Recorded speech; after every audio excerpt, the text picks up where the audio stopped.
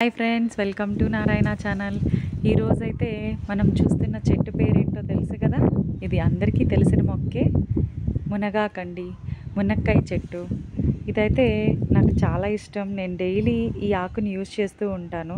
ఈ ఆకు వల్ల చాలా ఉపయోగాలు ఉన్నాయండి. నేను ఈ ఆకు కోసం మాత్రమే ఈ చెట్టును పెంచుతున్నాను.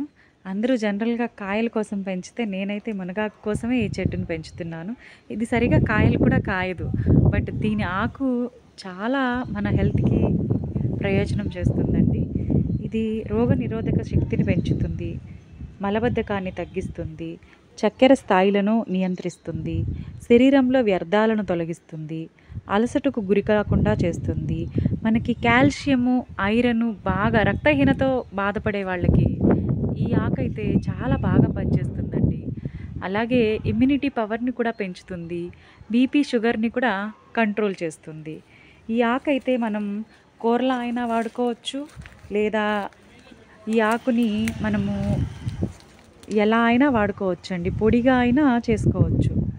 మనం ఎండబెట్టేసుకొని ఈ ఆకుని పొడిగా చేసుకొని రోజు మన తినే ఫుడ్స్లో నెయ్యి వేసుకొని అయినా, మునగాకు కారంలా చేసుకొని అయినా తినొచ్చు, లేదా ఎండబెట్టేసుకొని పొడిలా చేసేసుకొని కూరల్లో అప్పుడొక స్పూన్ వేసుకుని అయినా తినేసేయచ్చు. లేదా ఈ ఆకుని నార్మల్గా కొంచెము తిరగమాతలాగా వేసేసుకొని అయినా తినేసేయచ్చు.